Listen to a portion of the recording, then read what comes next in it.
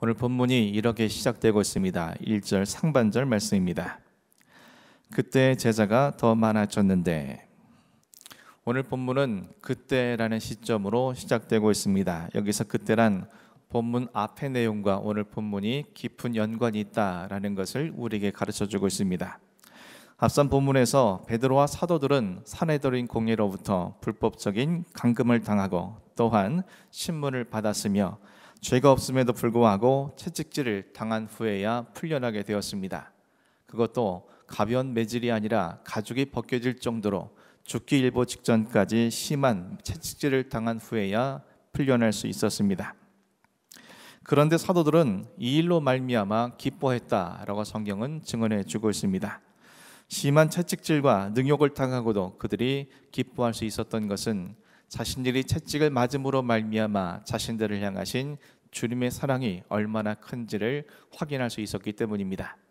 과거 주님께서 빌라도 뜰 앞에서 자신들을 위해서 자신들의 죄를 용서해 주시기 위해서 친히 그 모진 채찍질을 당하셨음을 자신들이 채찍에 맞음으로 깊이 체험하게 되었기에 그 크신 은혜 앞에 그들은 기뻐할 수밖에 없었던 겁니다.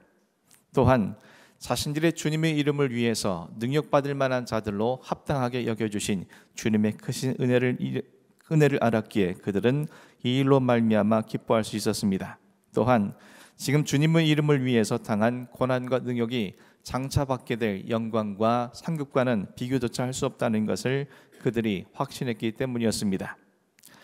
때문에 사도들은 모진 채찍질을 당한 후에도 기뻐하면서 날마다 성전에 있든지 집에 있든지 예수의 그리스도 되심을 사람들에게 가르치고 전도하기를 멈추지 않았습니다. 그들이 이와 같은 헌신의 결과 예루살렘 초대교회에 제자가 더 많아졌음을 본문은 밝혀주고 있습니다. 하지만 초대교회 안에는 그때의 제자의 수가 많아졌다는 긍정적인 일들만 있었던 것은 아니었습니다. 1절 하반절이 이렇게 증언하고 있습니다. 헬라파 유대인들이 자기 과부들이 매일의 구제에 빠짐으로 히브리파 사람을 원망하니, 오늘 본문 속에는 헬라파 유대인들과 히브리파 사람이라는 용어가 등장하고 있습니다. 이스라엘은 솔로몬의 아들 르호보암 왕 시대에 남과 북으로 분열되게 되었습니다. 그리고 이후에 북이스라엘은 주전 722년 아수르에 의해서 멸망당했고, 남유다는 주전 586년 바벨론에 의해서 각각 멸망당했습니다. 그때 수없이 많은 유대인들이 정복자인 악수르와 바벨론의 포로로 끌려갔거나 아니면 이를 피하기 위해서 자진해서 이스라엘을 등지고 세계 각지로 흩어졌습니다. 그들이 이른바 디아스포라 유대인이었습니다. 해외로 이주해서 그곳에서 정착한 유대인들은 세월이 흐르면서 헬라어를 모국어로 사용하기 시작했으며 그곳의 문화와 관습을 따라서 헬라인처럼 살아왔습니다. 그 반면 이스라엘이 멸망당했지만 이스라엘을 떠나지 않고 이스라엘 지키던 자손들은 계속 그 땅에 머물면서 고유 언어인 히브리어, 즉 아람어로 모국어로 사용하였으며 유대인의 정통성과 관습을 지키면서 살아왔습니다. 그런데 해외에서 살던 유대인들이 여러 가지 이유로 인해서 이스라엘로 되돌아오는 일이 생기게 되었습니다. 이로 인해서 이스라엘에는 헬라어를 모국어로 사용하는 헬라파 유대인과 히브리어를 모국어로 쓰는 유대인들이 한데 어우러지게 살게 되었습니다. 그래서 성경에서는 헬라어를 쓰는 사람들을 헬라파 유대인으로, 히브리어를 쓰는 유대인들을 히브리파 유대인으로 부르게 된 겁니다. 이런 이유로 예루살렘 초대교회 안에도 히브리파 유대인과 헬라파 유대인들이 함께 신앙생활을 하게 되었던 겁니다. 그런데 교회 안에서 헬라파 유대인들이 히브리파 유대인들을 원망하는 일이 생겼습니다. 그 이유는 교회에서 매일 베푸는 구제의 대상에서 히브리파 유대인 과부들은 혜택의 중심에 있었던 반면 헬라파 유대인 과부들은 그 구제에서 배제되었기 때문이었습니다. 이로 인해 헬라파 유대인들은 자기의 과부들이 매일의 구제에서 빠진 것에 대해서 히브리파 유대인들에게 원망을 쏟아내었던 겁니다. 헬라파 유대인들이 히브리파 유대인들에게 원망을 했다는 것은 매일의 구제를 집행했던 사람들이 히브리파 유대인이었다는 사실을 알게 해줍니다. 이에 대해서 예루살렘 초대교회가 어떤 대책을 세웠는지 본문 2절에서 4절까지 말씀이 밝혀주고 있습니다. 12사도가 모든 제자를 불러 이르되 우리가 하나님의 말씀을 제쳐놓고 접대를 일삼는 것이 마땅하지 아니하니 형제들아 너희 가운데서 성령과 지혜가 충만하여 칭찬받는 사람 7을 택하라. 우리가 이 일을 그들에게 맡기고 우리는 오로지 기도하는 일과 말씀 사역에 힘쓰리라 하니. 당시 매일의 구제에서 헬라파 유대인 과부들을 배제시킨 것은 다름 아닌 사도들이었습니다. 초대교회 성도들은 자신들의 소유를 팔아서 그 값을 사도들의 발 앞에 두었고 사도들은 성도들의 형편과 필요에 따라서 그 구제를 행해왔습니다. 하지만 사도들 모두가 히브리파 유대인들이었기 때문에 헬라파 유대인 과부가 구제 대상에서 빠져 있었다라는 사실을 그들은 미처 알지 못했습니다. 이는 고의적으로 그렇게 했다기보다는 12명의 사도가 수많은 성도들을 상대함에서 비롯되어진 행정착오라고 볼 수 있습니다. 헬라파 유대인들의 항의를 듣게 된 사도들은 그 즉시 자신들의 잘못을 인식하여 인정하면서 하나님의 말씀을 제쳐놓고 접대를 일삼는 것은 마땅하지 아니하며 성령과 지혜가 충만하여 칭찬받는 사람 7을 택하여 이 일을 그들에게 맡기자고 교회 앞에 공개적으로 제안했습니다. 그리고 자신들은 오로지 기도하는 일과 말씀 사역에 힘쓰겠노라고 밝혔습니다. 이들의 제안에 대해서 어떤 결과가 이루어졌는지 5절부터 7절 말씀을 기록하고 있습니다. 온 무리가 이 말을 기뻐하여 믿음과 성령이 충만한 사람 스데반과 또 빌립과 브로고로와 디가노르와 디몬과 바메나와 유대교에 입교했던 안디옥 사람 니골라를 택하여 사도들 앞에 세우니 사도들이 기도하고 그들에게 안수하니라. 하나님의 말씀이 점점 왕성하여 예루살렘에 있는 제자의 수가 더 심히 많아지고 허다한 제사장의 무리도 이 도에 복종하니라. 온 성도들이 사도들의 제안을 기뻐했습니다. 그리고 자신들 중에 믿음과 성령에 충만하여 칭찬받는 사람 7을 택하여 집사로 추천하였습니다. 사도들은 그들을 위해 기도하고 안수함으로 초대교회 집사로 임명했습니다. 그 이후 사도들은 기도와 말씀 전하는 일에 전무할 수 있었고 7 집사들을 통해 구제 업무와 행정 업무가 감당되어지면서 하나님의 말씀은 점점 더 왕성해지고 예루살렘에 있는 제자의 수가 심히 많아졌다라고 성경은 증언하고 있습니다. 뿐만 아니라 교회의 대적자 무리인 허다한 제사장의 무리가 예수님의 복음의 도에 복종했더라고 기적과 같은 일이 일어났다라고 성경은 우리에게 말해주고 있습니다. 사랑하는 성도 여러분, 오늘 우리 본문을 통해서 2가지 사실을 함께 생각해 볼 수 있습니다. 먼저는 원망의 원인에 관한 것입니다. 사도들이 온갖 고난과 능욕과 위협을 당하면서도 어디에 있든지 복음을 전함으로 오늘날 교회가 부흥하게 되었습니다. 하지만 헬라파 유대인 과부가 구제에서 빠지게 된 일로 인해서 원망이 생기게 되었습니다. 헬라파 유대인들 입장에서 히브리파 유대인 과부들만 구제 혜택을 받고 자신들의 과부가 구제에서 빠지게 된 것에 대해 히브리파 유대인들을 향해 원망하는 것은 어찌 보면 당연한 일처럼 보입니다.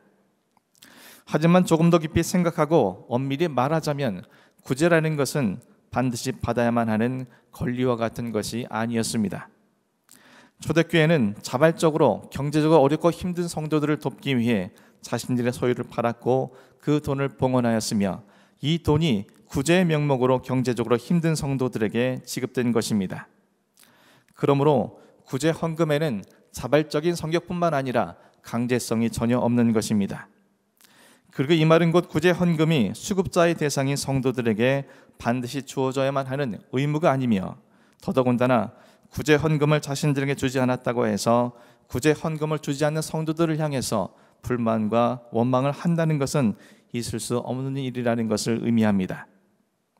한마디로 구제 헌금을 준다는 것은 감사히 받는 것이고 주지 않는다고 해서 그들에게 항의하는 것은 잘못된 일이라는 것입니다.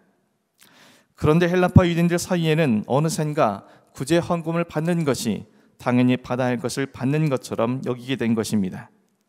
때문에 자신들이 구제의 수급 대상에서 제외되자 억울함과 서운한 마음과 상처가 되어서 결국 히브리파 유대인들을 향해서 보다 직접적으로는 사도들을 향해서 원망을 하게 된 것입니다. 하지만 너무나 당연해 보이는 이 원망을 사단은 교회를 위기에 불어넣는 기회로 사용하였습니다. 교회 안에 발생한 이 원망으로 인해서 히브리파 유대인들과 헬라파 유대인들은 하나가 되어진 일에 큰 장애물이 생긴 것이기 때문입니다. 예수님께서는 십자가를 통해서 이방인과 유대인, 남자와 여자, 헬라파와 히브리파 등의 모든 장벽을 무너뜨리시고 사도 바울을 통해서 말씀하신 것처럼 성령의 하나 되게 하신 것을 힘써 지키라고 명령하셨습니다.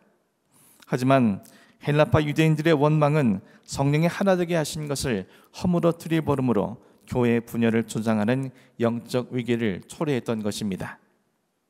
이 모든 것이 당연함이라고 여긴 그들의 생각으로부터 비롯되어진 일들이었습니다. 두 번째 생각해 볼 수 있는 것은 선출된 7 집사에 관한 것입니다. 우리말로는 집사라고 기록되어 있지만 원어 성경을 보게 되면 오늘날 우리가 생각하는 집사라는 의미보다는 교회의 지도자 또는 사역자를 의미하는 것으로 볼 수 있습니다. 이는 이후에 사도행전 속에 그들의 모습들을 통해서 우리는 확인하게 됩니다. 그리고 오늘 본문 속에는 선출된 7 집사의 이름이 기록되어 있습니다. 스데반, 빌립, 브루고로, 니가노로, 디몬, 바메나, 유대교에 입교했던 안디옥 사람 니골라. 그런데 이들의 이름을 자세히 살펴보면 그들 모두의 이름이 동일하게 헬라식 이름을 갖고 있다는 것을 확인할 수 있습니다. 이스라엘 땅에 살면서 헬라식 이름을 갖고 살아간다는 것은 그들 모두가 헬라파 유대인임을 의미하는 것입니다. 안디옥 사람이라 불리는 이방인 니골라를 제외하고 모든 사람들이 헬라파 유대인이었던 것입니다. 이스라엘 땅에 거주하는 유대인들은 히브리파 유대인과 헬라파 유대인으로 구성되어 있다고 말씀을 드렸습니다. 하지만 인적 비율로 보면 대다수의 유대인들은 히브리파 유대인이었으며 헬라파 유대인들은 극소수에 불과했습니다. 해외에서 태어나 살다가 고국에 들어온 사람들의 비율은 절대적으로 드물었기 때문입니다. 예루살렘 초대교회 역시 성도의 대다수 사람들이 히브리파 유대인이었을 것이며 헬라파 유대인들은 극소수였을 것입니다. 성도의 대다수가 히브리파 유대인이고 심지어 사도들도 히브리파 유대인이라면 그들이 선출해야 될 7 집사는 당연히 히브리파 사람이어야 했을 겁니다. 더군다나 이스라엘 땅에서 태어나 지금까지 살아온 히브리파 유대인들은 나라가 멸망하였음에도 불구하고 최소한 600년 이상 자신들의 땅과 고유 관습을 지켜온 사람들이었습니다. 그동안 헬라 제국과 로마 제국 지배하에서 그들이 그 땅에 살아감으로 인해서 그들이 당해했던 수모와 고통은 이루 말할 수 없는 것들이었습니다. 그에 비해서 헬라파 유대인들은 이유가 어떻든지 간에 조국이 가장 어려울 때에 조국을 등진 사람들이었습니다.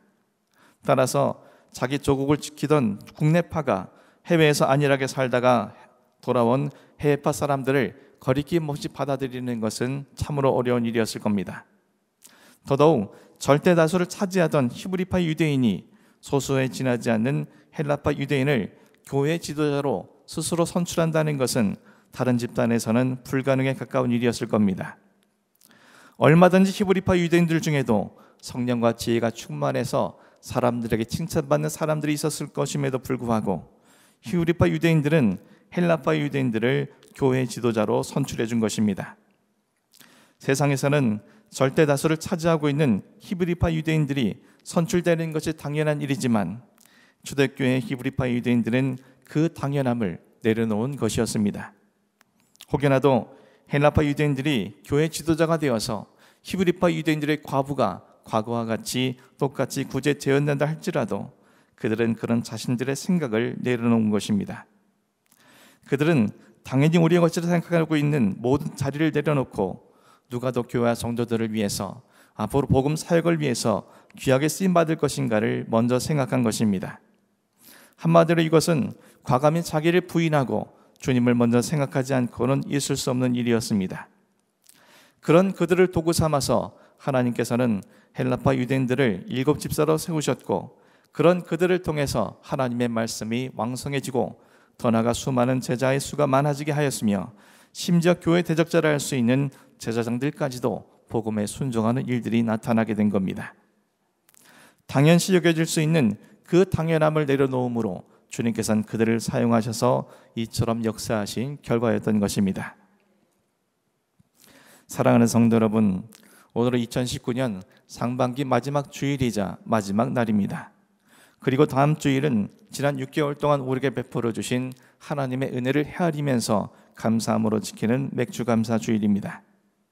여러분들은 지난 6개월을 돌아보면서 여러분의 어떤 모습을 떠올리시게 됩니까? 내가 당연히 죽여질 것이라 여겼던 것들이 무산되고 내가 기대했던 것들이 무너짐으로 헬라파 유대인들처럼 원망과 불평을 한 적은 없습니까? 내가 하는 일은 당연히 잘 돼야 하고 내가 바라는 일들은 당연히 잘 이루어져야 하며 내 가정과 내 자녀에게는 당연히 문제가 없어야 하고 또한 내가 생각하고 행동하는 것들은 당연한 것이라 생각하면서 말입니다. 이스라엘 백성들은 하나님의 크신 은혜 속에서 400년 동안 종살이하던 애굽에서 탈출하게 되었습니다. 그리고 하나님께서는 매 순간 은혜를 베푸사 그들을 약속의 땅인 가나안으로 인도해 가셨습니다. 하지만 그들은 어느샌가 하나님의 은혜를 당연히 누려야 할 권리로 생각하게 되었습니다. 그래서 자신들의 가는 곳에는 당연히 물이 넉넉해야 하고 당연히 먹을 것이 있어야 하며 대적도 없어야 하고 문제도 없어야 할 것이라고 생각을 했습니다. 하지만 그런 당연함이 무너지자 주저하지 않고 그들은 하나님과 모세를 향해서 원망을 쏟아놓았습니다. 자신들이 당연히 여기는 것이 얼마나 부질없고 무익한 것인지도 알지 못한 채 오히려 그 속에 그들을 당신의 백성으로 세워가시려는 하나님의 크신 섭리와 은혜도 알지 못한 채 말입니다. 사랑하는 성도 여러분, 우리에게 당연함이란 있을 수 없습니다. 우리가 생각하는 당연함을 내려놓지 않으면 어느샌가 하나님의 은혜는 은혜가 아닌 것이 되어지며 어느샌가 우리의 입술은 원망과 불평으로 채워지게 될 것입니다. 하지만 당연한 일이라 여긴 모든 당연함을 내려놓고 믿음 안에서 주님을 먼저 생각하게 될 때 우리 안에는 눈앞에 있는 이익 여부를 떠나서 모든 것이 은혜이며 모든 것이 하나님의 사랑이며 그 안에서 참된 평안과 기쁨과 감사를 누릴 수 있게 되는 것입니다. 뿐만 아니라 그런 자들을 통해서 역사하시는 하나님의 놀라운 손길을 경험하게 될 것입니다. 히브리파 유대인 성도들이 자신들의 당연함을 내려놓고 헬라파 유대인들을 교회 지도자로 세울 때 첫 번째 순교자인 스데반이 세워지고 또한 첫 번째 사마리아인과 이방인의 전도자였던 빌립이 세워졌으며 헬라말을 사용하는 그들을 통해서 복음이 땅끝까지 채워지는 놀라운 일들의 출발점이 될 수 있었습니다. 저런 모두가 우리의 모든 당연함을 내려놓음으로 상반기 동안 우리에게 이루신 하나님의 은혜와 섭리의 손길을 기억함으로 참된 평안과 감사가 있어지기를, 그리고 앞으로 주어지게 될 하반기에도 우리의 삶이 히브리파 유대인들처럼 모든 당연함을 내려놓고 주님께 귀하게 쓰임받아 우리 교회가 말씀이 왕성해지고 더 많은 사람들을 주께로 이끄는 놀라운 역사가 이루어질 수 있기를 주님의 이름으로 간절히 축원합니다. 기도하겠습니다.